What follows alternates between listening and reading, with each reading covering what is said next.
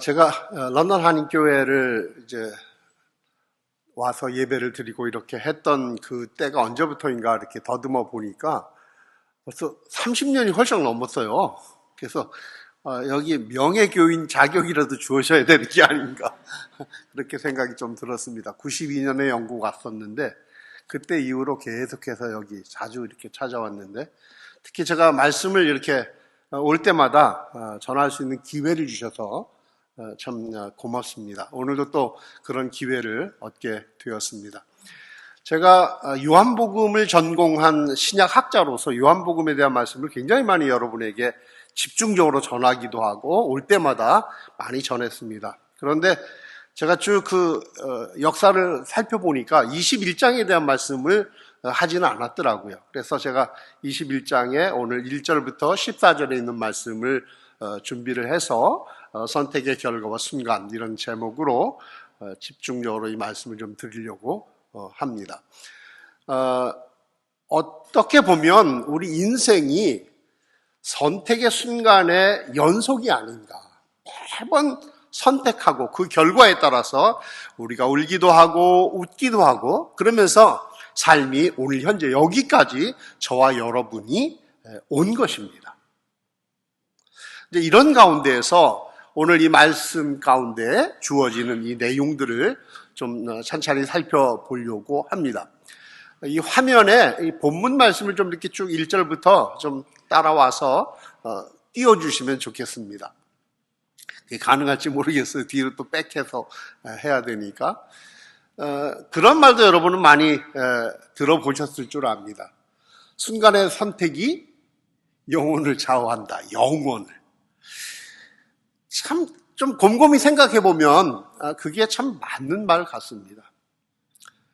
요즘 이런 나라 상황이나 이 국제 정세나 이런 것들을 볼 때 이스라엘이 막 공격을 하고 또 그런가 하면 하마스가 먼저 공격을 하고 이런 모든 것들이 어떤 자신들의 선택의 결과 이런 비극들이 생기기도 하고 우리나라 같은 경우에도 순간의 선택이 사실은 지도자를 뽑는데 미친 영향 이런 것들이 지금 현재의 우리의 상황이 아닌가 이렇게 생각을 합니다. 이런 말씀을 준비하면서 여러분은 자신의 계획과 소망이 무참하게 무너져 버렸을 때에 왜 어떻게 반응을 하는지 늘 이제 선택의 어떤 순간을 맞이하게 되어지는데 특별히 다른 방법도 전혀 보이지 않는 그런 상황 속에서 어떤 것들을 선택할 수 있을까?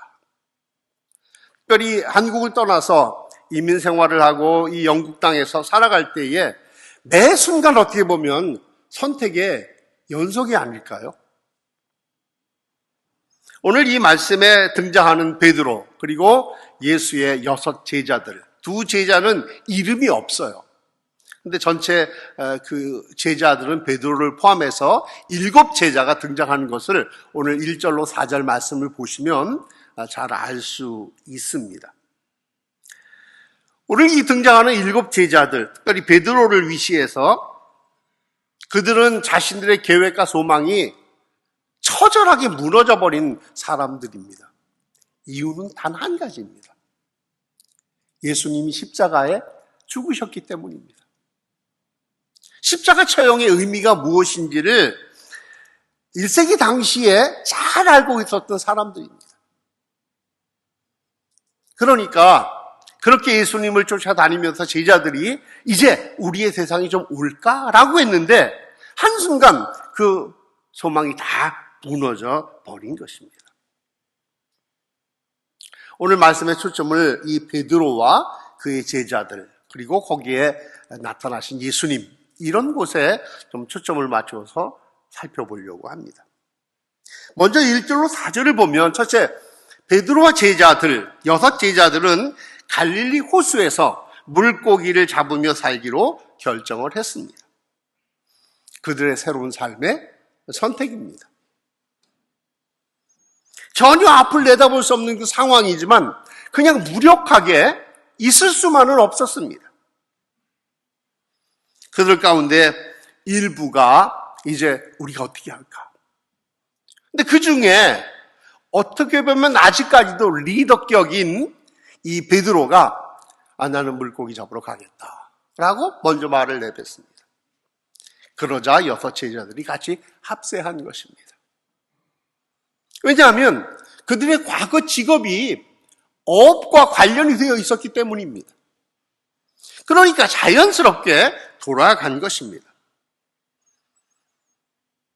예수께서 살아계실 때 제자들에게 여러 번 말씀하셨습니다.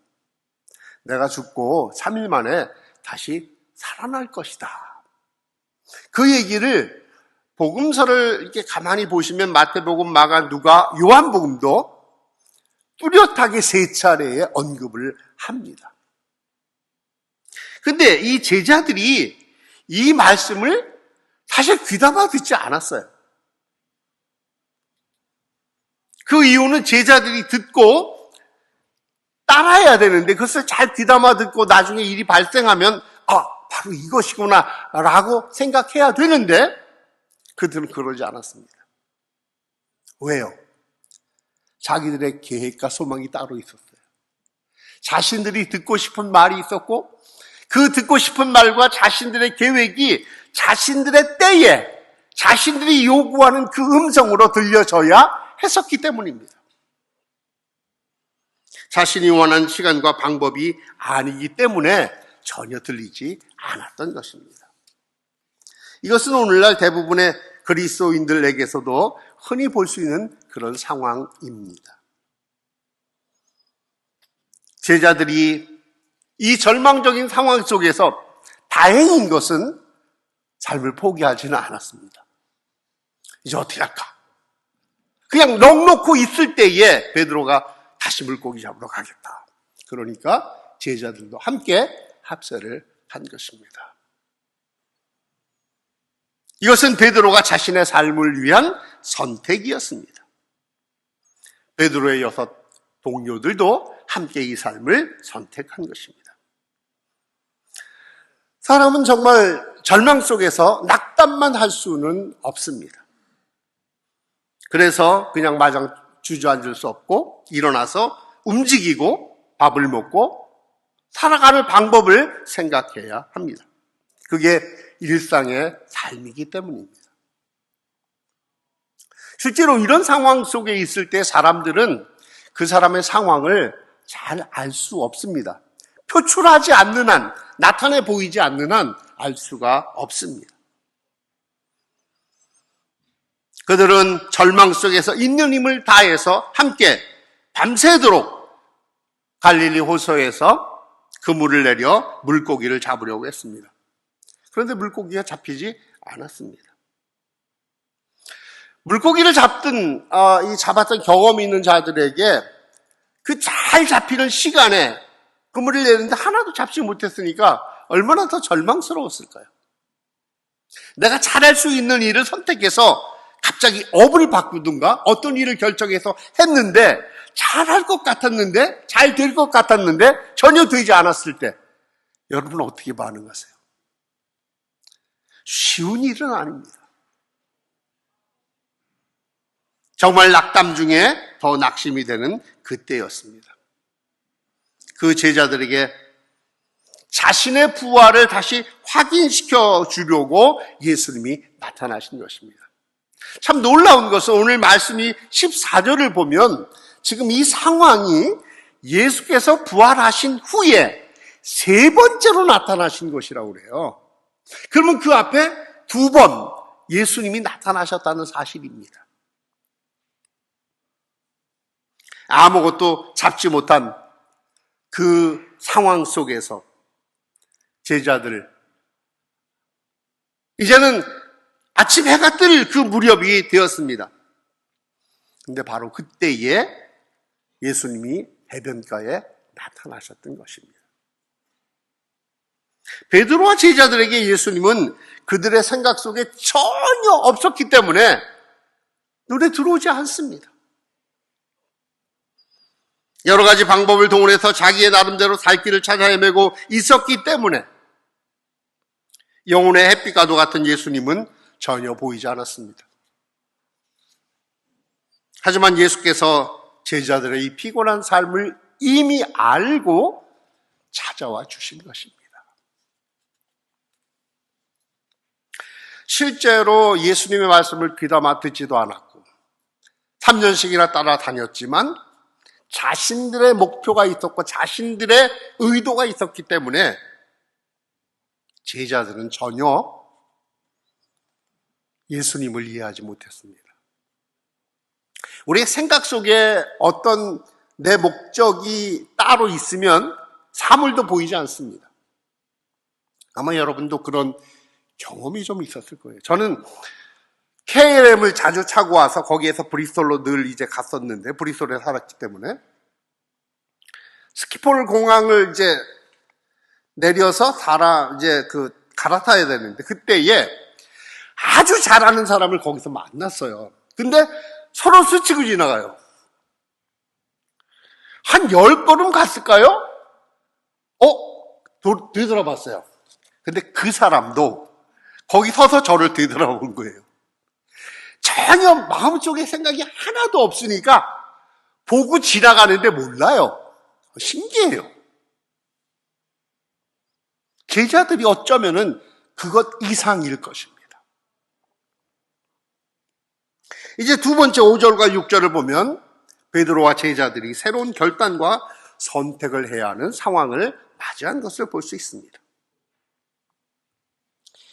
예수님은 살기 위해서 몸부림치며 밤새도록 물고기를 잡으려고 노력했던 제자들에게 찾아오셔서 물어보시는 장면입니다.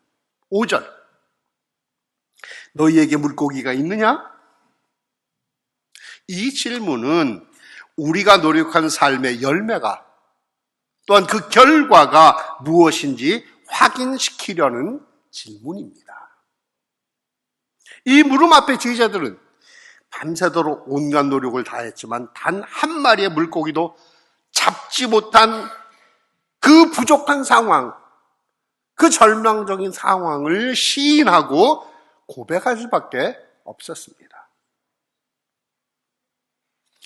실제로 예수께서 찾아오셔서 우리의 상황을 알려주시기 전까지는 우리가 현재의 삶을 냉철하게 돌아보기 어렵습니다. 그래서 우리의 삶은 정답을 찾지 못하고 절망 속에서 반복되는 삶을 이어가기도 합니다.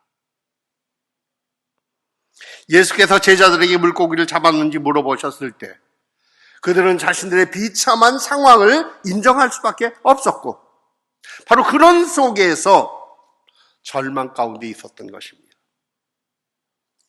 하지만 예수께서 찾아오셔서 그들의 상황을 되돌아보게끔 질문하시고 그들 앞에 나타나셨을 때에 제자들은 자신들의 삶이 새로운 빛으로 드러나는 것을 알 수 있습니다.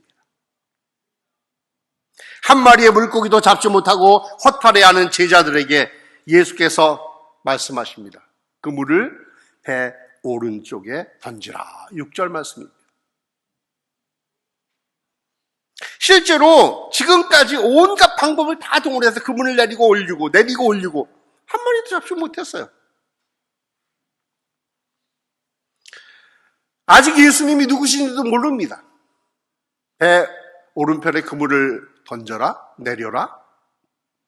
그 말씀을 거절할 수도 있었어요. 왜? 예수님이신 줄 알지 못했기 때문에. 하지만 예수님의 말씀은 바로 그들에게 귀에 들려져서 배 오른편에 그물을 던졌습니다. 마지막 희망의 줄이었습니다. 제자들은 예수님의 말씀을 듣고 자신들의 상황에서 올바른 선택을 한 것입니다. 그런데 이 선택은 모험이기도 합니다. 모든 선택은 모험이 따르기 마련입니다. 예수께서 제자들에게 배 오른편에 그물을 던지라라고 말씀하신 것은 다른 말로 얘기하면 선택이기도 하지만 한쪽을 포기하라 이런 말씀이기도 합니다. 미련을 두지 말아라. 한쪽을 포기하는 것도 모험이에요. 선택도 모험이지만 한쪽을 포기하는 것, 여러분 포기하는 거 굉장히 어렵습니다. 박사학위 논문을 다 써놨는데 글자 수를 줄이라고 그래요, 교수님이. 근데 엄청나게 이걸 다 잘라내야 돼요. 아깝기도 하고 이걸 어떻게 하나.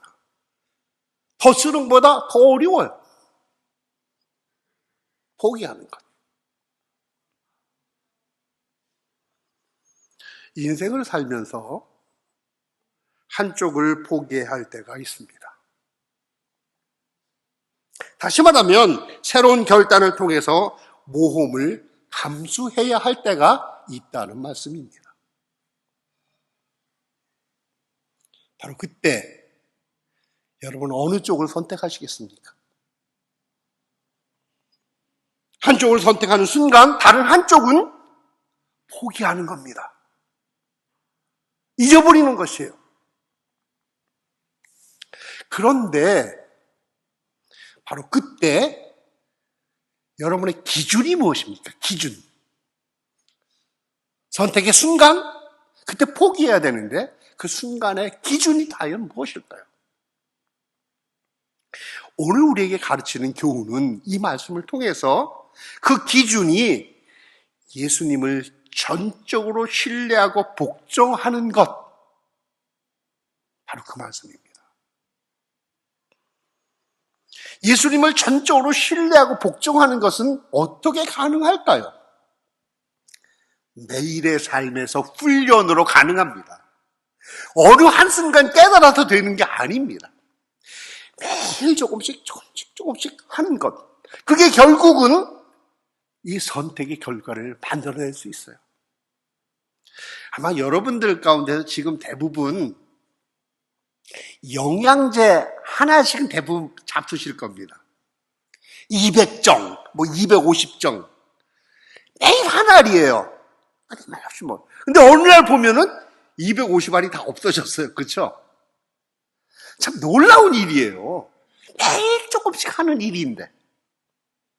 바로 그런 삶을 우리가 살아갈 때에, 일상의 삶을 그렇게 살아갈 때에, 예수님은 신뢰할 수밖에 없구나. 예수님의 말씀은 전적으로 따를 수밖에 없구나. 이 결론이 다른 사람의 설득에 의해서가 아니라 내가 내 자신을 설득시켜서 예수님, 알겠습니다. 따를 수밖에 없는 것입니다. 제자들이 결과를 전혀 알 수 없었지만 결국 선택한 것입니다. 예수님이신 줄을 알고. 7절과 8절을 보면 세 번째로 베드로와 제자들이 일상의 삶에 임재하신 예수님을 이제 다시 인식하게 됩니다. 제자들이 많이 잡힌 물고기를 보고 놀랐습니다. 그 순간 제자들은 자신들에게 말씀하신 분이 누구신지 알아보기 시작했습니다.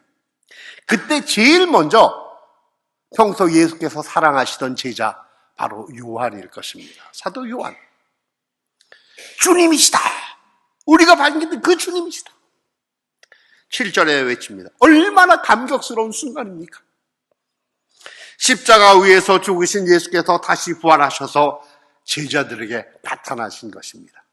그런데 이게 세 번째 나타나신 것이라고 그래요. 14절에 의하면. 그럼 두 번째나 나타나셨었는데 앞에 두 번. 참 우리는 예수님을 인식하고 예수님을 따라갈 때 얼마나 우리에게 많은 확신을 주셔야만 우리가 따라갈 수 있을지. 어떻게 보면 걱정되는 순간입니다. 예수님이 사랑하시던 그 제자가 가장 먼저 부활의 주님을 알아보았습니다. 도대체 이런 가운데서 믿음이란 무엇일까? 믿음은 과거의 내 삶에 역사하신 하나님을 기억하는 겁니다. 믿음은 우리가 읽은 성경 말씀 속에 기록된 예수님을 기억하고 내 삶에도 나타나실 것을 확신하는 것입니다. 믿음은 과거의 내 삶을 인도하셨던 하나님이 현재의 생활뿐 아니라 미래의 삶에도 임재하실 것을 믿는 것입니다. 바로 그래서 현재의 삶이 중요한 것입니다. 많은 경우에 사람들이 초창기 60년, 70년대 한국 기독교는 죽어서 갈 곳, 죽어서 살아가는 어떤 그곳, 그것만 늘 생각하고 현재의 삶을 그렇게 생각하지 않았어요. 하나님의 나라는 우리 가운데 이미 와 계셔요. 예수님을 통해서. 예수님이 사랑하시던 그 제자가 소리 지르자 누가 가장 먼저 반응을 합니까? 베드로입니다. 베드로가 당장 반응을 하는데 벗었던 몸에 옷을 다시 걸칩니다. 아마도 뱃일을 하니까 우통을 벗고, 소위 말하면 옷을 벗고 있다가 이제 주님이시다라는 말에 옷을 다시 입은 것으로 보입니다. 왜 그랬을까요? 아마도 어쩌면 베드로는 자신의 부끄러운 모습을 보이고 싶지 않았을지 모릅니다. 어쩌면 베드로는 예수님을 정중하게 다시 뵙고 싶었을지 모릅니다. 왜? 그가 예수님이 잡히시던 그날 밤에 대제사장의 뜰에서 나는 예수가 누구인지 모른다 3번씩이나 부인했었기 때문에, 불을 쬐가며 더 추우니까 3번씩이나 부인했던 베드로가 아닙니까? 베드로가 겉옷을 입었지만 전혀 머뭇거리지 않고 물속이 얼마나 깊은지 얼마나 먼지 생각하지 않았습니다. 물속에 뛰어들었습니다. 베드로가 부활하신 예수님을 알아본 즉시 그분께로 달려간 것입니다. 우리의 삶에도 유사합니다. 우리가 평소에 예수님을 좀 잘 인식하지 못하기도 하고 내 뜻대로 살아보려고 힘쓰기도 하고, 근데 모든 게 잘 되지 않아요. 근데 그때에 주님을 깨닫게 되어지면 우리가 베드로를 닮아서 주님께 달려가야 합니다. 베드로가 분명히 예수님을 향해서 달려가는데 베드로는 순간 그물을 올렸을 때 많이 잡은 물고기 관심 없었어요. 베드로는 눈에 보이는 많은 물고기에 현혹되지 않았던 것입니다. 옷이 물에 젖든 얼마나 깊든 얼마나 멀리 있든 생각하지 않았던 것입니다. 오늘 우리에게 주어지는 선택의 기회, 선택의 순간 늘 있는 것은 아닙니다. 믿음의 확신이 없을 때 예수님을 다시 만날 기회가 주어졌다면 그 순간을 놓치지 말아야 합니다. 혹시라도 내 마음속에 머뭇거리는 마음, 아직도 주님 앞에 완벽하게, 완전하게 나를 드리지 못하는 그 마음들이 있다면 지금이라도 그것을 깨닫는 순간 예수님, 부족한 저를 받아주십시오. 나가야 합니다. 마지막으로 9절로 14절을 보게 되어지면 베드로와 제자들에게 주님이 주시는 평안과 주님이 베풀어 주시는 음식이 있습니다. 이게 주님이 주시는 축복입니다. 밤새 물고기를 잡아 지친 제자들을 맞이하셔서 먹이시는 예수님이십니다. 이미 숯불이 피어져 있었고 그 위에 생선과 떡이 놓여 있었습니다.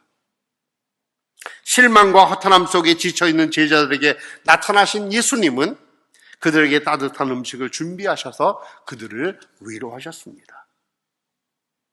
이들의 선택의 순간이 어떻게 왔는지 그 결과를 우리에게 보여줍니다. 유대인들이 두려워서 숨어 있었던 제자들이었고 예수님의 죽음을 목격한 순간 다 흩어져버렸던 제자들이었습니다. 제자들은 민망함과 죄송스러움에 예수님께 아이고 예수님 감사합니다. 말 한마디 못했습니다. 유구무원입니다. 바로 그 순간에 예수께서 제자들에게 먼저 너희가 지금 잡은 물고기를 좀 가져와라 말씀하십니다. 그들의 믿음의 실패나 그들의 믿음 없음을 예수님이 지적하지 않았습니다. 희망과 용기를 잃어버린 제자들에게 새로운 용기와 위로를 주신 예수님이십니다.